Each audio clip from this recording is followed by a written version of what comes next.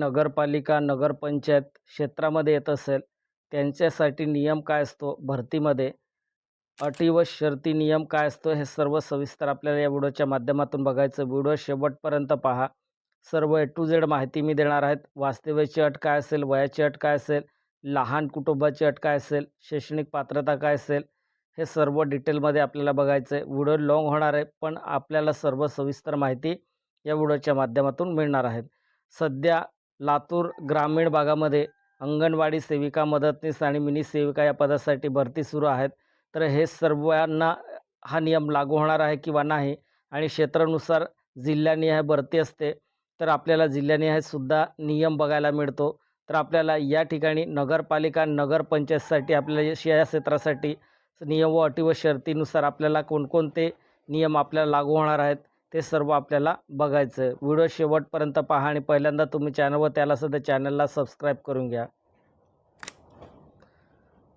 अर्ज स्वयंसाक्षरत भरलेला असावा, त्यात खाडाखोड नसावी, मागवलेल्या कागदपत्राशिवाय इतर कागदपत्रे जोडू नये. पहिला आहे शैक्षणिक पात्रता. अंगणवाडी सेविका, मदतनीस पदासाठी अर्जदार किमान 12वी उत्तीर्ण असणे आवश्यकता आहे. इतर 12वीचं गुणपत्रक सत्यप्रत अर्जासोबत जोडणे आवश्यकता असून सदरील गुणपत्रक आवश्यकता राहील. 12वी व त्यापुढील शैक्षणिक अर्हता धारण करणाऱ्या उमेदवारांनी अर्जात दर्शवलेल्या आवश्यक शैक्षणिक कागदपत्राच्या छायांकित प्रती छायांकित करून अर्जासोबत जोडणे आवश्यकता आहे, अन्यथा गुण देय होणार नाही. तर तुमचा जेवढे तुम्ही एज्युकेशन जोडलं असेल तेवढे तुमचं त्या ठिकाणी गुण ग्राह्य धरले जाणार आहे, गुण दिले जाणार आहेत. वास्तव्याची अट काय देण्यात आले, उमेदवार महिला स्थानिक रहिवासी असावी. स्थानिक रहिवासी म्हणजे ज्या शहरातील अंगणवाडी मदतनीस पदासाठी अर्ज केला असेल त्या शहरातील रहिवासी महिला अर्जदार असणे आवश्यकता आहे. यासाठी रहिवासी दाखला म्हणून शासकीय दस्तावेज जसे रेशन कार्ड, मतदान कार्ड, वीज देयक, दूरध्वनी देयक, घरपट्टी, आधार कार्ड, इतर डॉक्युमेंट जोडणे आवश्यकता आहे. वयाची अट आहे, अंगणवाडी मदतनीस या पदासाठी वयोमर्यादा किमान 18 वर्षे व कमाल 35 वर्षे राहील. तसेच विधवा उमेदवारांसाठी कमाल वयोमर्यादा 40 वर्षे राहील. त्याकरिता शाळा सोडल्यास दाखला किंवा 12वी उत्तीर्ण बोर्डाचे प्रमाणपत्र किंवा जन्मदाखल्याची सत्यप्रत जोडणे आवश्यकता राहील. उमेदवारांचे किमान व कमाल वय अर्ज स्वीकारण्याच्या अंतिम दिनांकास गणण्यात येईल. 5 नंबरचं पॉईंट आहे लहान कुटुंब. लहान कुटुंबाचं आपल्याला या ठिकाणी घोषणापत्र द्यायचं आहे. लहान कुटुंबाकरिता 27/2/2024च्या शासन निर्णय आहेत, तो निर्णय लागू राहील. वरील पदासाठी अर्ज करणाऱ्या उमेदवारास लहान कुटुंबासाठी अट लागू राहील. उमेदवारांना 2पेक्षा जास्त ह्यात अपत्य दत्तक दिलेल्या अपत्यासह नसावीत. अर्जासोबत दिलेल्या नमुन्यात लहान कुटुंबाचे प्रतिज्ञापत्र जोडणे आवश्यकता राहील, अन्यथा अर्ज अपात्र ठरवण्यात येईल. तर तुम्हाला लहान कुटुंब हे दाखलासुद्धा जोडायचं लहान कुटुंबाचा. आणि तुम्हाला जर 2पेक्षा जास्त मुलं असतील किंवा दत्तक दिलेलं असतील आणि तर नंतर चौकशीमध्ये सापडले तर तुमचं त्या ठिकाणी अर्ज अपात्र ठरवण्यात येणार आहे. 6 नंबरचं भाषेचे ज्ञान. रिक्त पदाची तपशील दर्शवणाऱ्या तक्तामध्ये सर्व अंगणवाडी मदतनीस रिक्त पदासाठी अर्ज करणाऱ्या उमेदवारांना मराठी भाषेचे ज्ञान असणे आवश्यकता आहे. इतर 10वी अथवा यापुढील शैक्षणिक अर्हतापैकी किमान एक अर्हता मराठी भाषा विषयासह उत्तीर्ण असणे आवश्यकता राहील, अन्यथा गुण देय होणार नाही. तर भाषा तुम्हाला आवश्यकता असेल मराठी भाषा, 10वी उत्तीर्ण असेल तुम्ही, तुमचं मराठी भाषा नसेल तर तुम्हाला त्या ठिकाणी अपात्र ठरवले जाऊ शकते, किंवा मराठी भाषेचा अनुभव नसेल तरीसुद्धा तुम्हाला त्या ठिकाणी अपात्र ठरवले जाऊ शकते.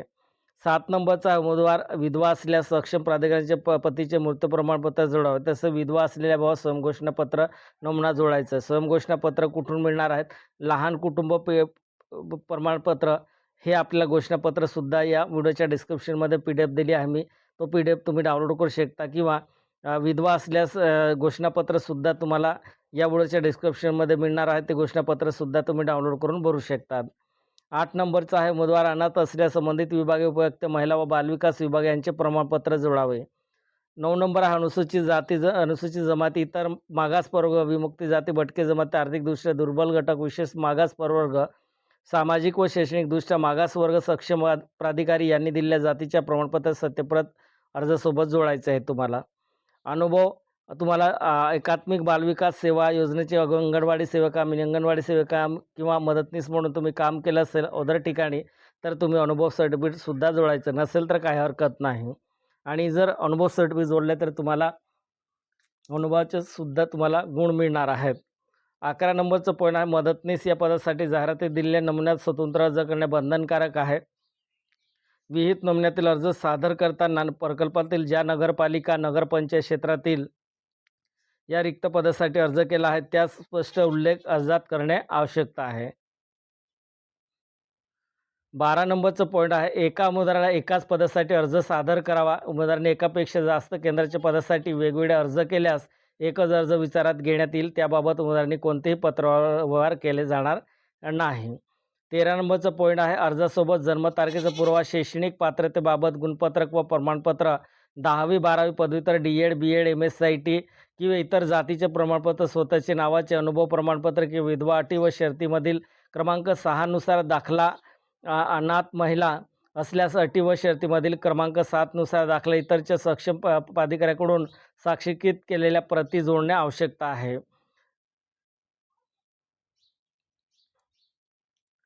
14 नंबर अर्ज सादर करण्याच्या अंतिम दिनांकानंतर कोणत्याही प्रकारचे कागदपत्रे स्वीकारले जाणार नाही.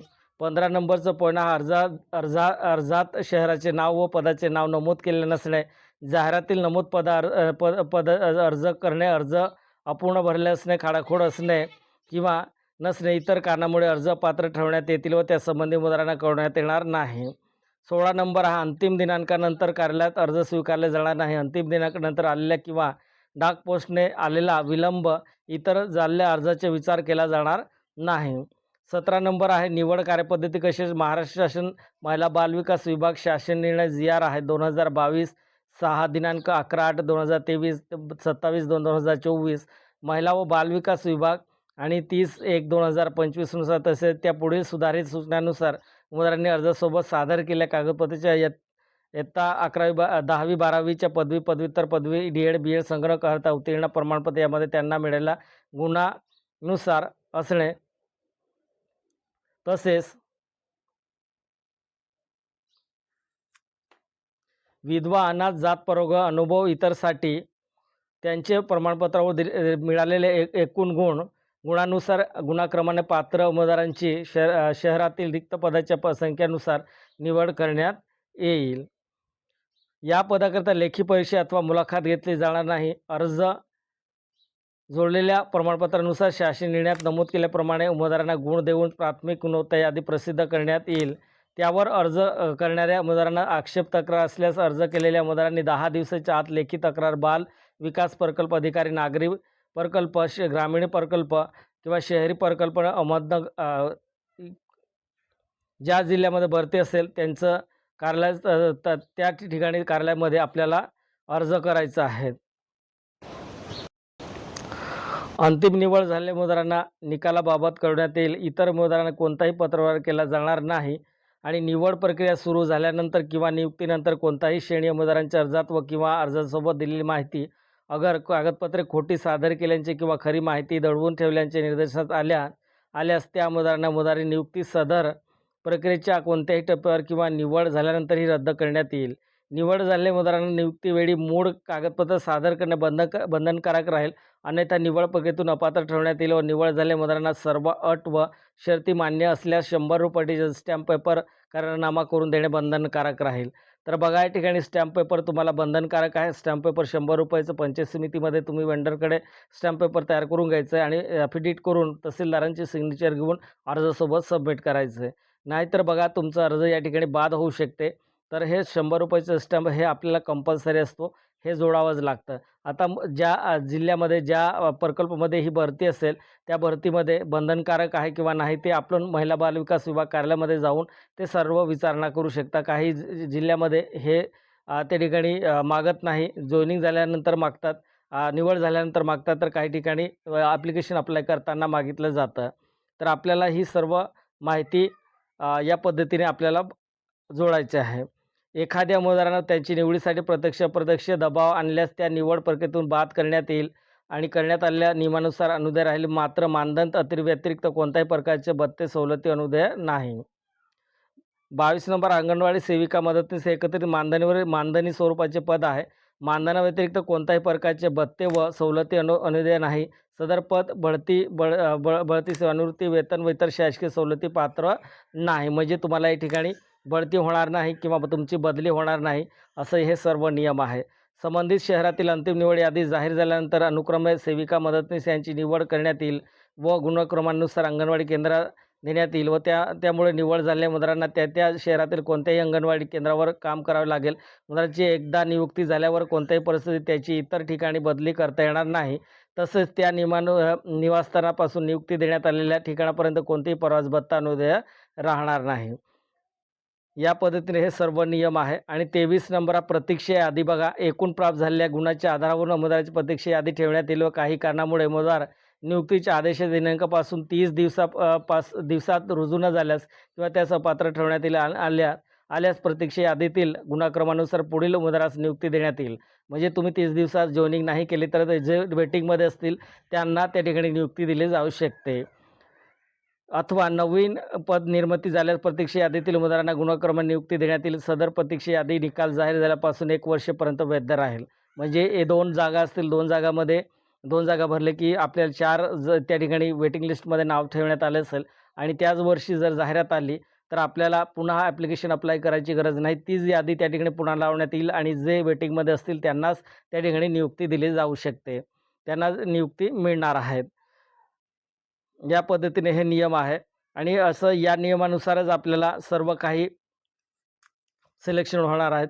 जर आपलं काही आक्षेप घ्यायचं असेल तर ते आपल्याला अपील करायचं असेल तर मदतनीस पदावरून घोषित निवड संदर्भात कोणत्याही प्रकारची तक्रार असल्यास निवड यादी घोषित झाल्यापासून 30 दिवसाच्या आत विभागीय उपायुक्त महिला व बालविकास विभागांना या विभागामध्ये जाऊन आपल्याला तक्रार करायची. उपायुक्त महिला बालविकास विभाग आणि दिलेल्या निर्णयामुळे तक्रारीचे समाधान झाले नसल्यास माननीय आयुक्त एकात्मिक बालविकास योजना महाराष्ट्र राज्य नवी मुंबई यांच्याकडे पुढील 60 दिवसात अपील दाखल करता येईल. हे आपल्याला या ठिकाणी नियम देण्यात आले आहे. नंतर 26 नंबर सेवा समाप्तीसाठी वयाची अट व शासकीय निर्णयावर नियुक्त होणाऱ्या अंगणवाडी मदतनीस यांची सेवा वयाचे 60 वर्ष पूर्ण होईपर्यंत निवृत्ती किंवा त्या शारीरिकदृष्ट्या काम करण्यास सक्षम नसल्यास यापैकी जे आधी घडेल तोपर्यंत सुरू ठेवण्यात येईल. म्हणजे तुम्ही फिजिकली फिट असेल तर तुमचं वर्कआउट तुम्ही रेडी असेल, तुम्ही फिटनेस चांगलं असेल तर तुम्हाला 60 वर्षापेक्षा जास्त सेवा त्या ठिकाणी करता येणार आहेत. जर जे आधी घडेल ते फिजिकली अनफिट झाले तर तुम्हाला ते त्या ठिकाणी रिटायर पण आपल्याला सेवानिवृत्ती देऊ शकते. जाहिरातमधील कोणत्याही मुद्द्यावर आशंकता संदिग्धता निर्माण झाल्यास संबंधित शासन निर्णयावर तरतुदी तसेच वरिष्ठ कार्यालयाचे आदेश अंतिम राहील. तसेच प्रकल्पातील अंगणवाडी मदतनीस पदाचे रिक्त पदाचे कमीत कमी जास्त बदल करण्याचे तसे अटी व शर्तीमध्ये बदल करण्याचे अधिकार या कार्यालयाने स्वतःकडे राखून ठेवले आहे. तर बघा महिला बालविकास विभागाकडे त्यांच्याकडे थोडं जे आपल्याला काही अधिकार ठेवण्यात आले त्यानुसार ते त्यांच्या पद्धतीने ते नियमबद्ध त्या ठिकाणी निर्बंध लागू करू शकतात. पत्रव्यवहार व भरती प्रक्रियेसंबंधी अर्जदारास कोणतेही पत्रव्यवहार केला जाणार नाही. सर्व सूचना जाहिरातमध्ये अटी व शर्तीप्रमाणे असून वेळोवेळी देण्यात येणाऱ्या सूचना कार्यालय नोटीस बोर्डवरती तुम्हाला सर्व काही बघायला मिळणार आहेत. तुम्हाला जर वेळोवेळी तुम्ही भरतीसाठी ट्राय करत असाल सेविका, मदतनीस किंवा मिनी सेविका या पदासाठी तर तुम्हाला वेळोवेळी माहिती हवी असेल तर चॅनल सबस्क्राईब आणि बेल आयकॉन प्रेस करा. म्हणजे तुम्हाला मिलीसेकंदमध्ये तुमच्या मोबाईलवरती नोटिफिकेशन दिसेल माझ्या व्हिडिओचं आणि तुम्हाला नोटीस न बघता सर्व अपडेट तुम्हाला मिळणार आहेत. मी सर्व महाराष्ट्राचे जसं ग्रामीण भागाचं किंवा शहरी भागाचं जशी भरती जाहिरात येणार तसं व्हिडिओ अपलोड करेल आणि नक्कीच तुम्हाला कुठेतरी लगेच तुम्हाला इन्फॉर्मेशन मिळेल. तुम्हाला कुठेच विचारण्याची गरज पडणार नाही आणि तुम्ही अर्ज कसे करायचं ते अर्जसुद्धा मी ऑलरेडी व्हिडिओ अपलोड केला आहे. तो व्हिडिओ बघून तुम्ही अर्ज फिलअप करू शकता आणि कागदपत्रे कोणकोणते जोडायचं आहे, कोणकोणते कागदपत्रे रिक्वायरमेंट असतात, डॉक्युमेंटचे रिक्वायरमेंट काय काय असते ते ऑलरेडी व्हिडिओ अपलोड केला आहे. तो व्हिडिओसुद्धा तुम्ही चॅनलवरती बघू शकता. धन्यवाद.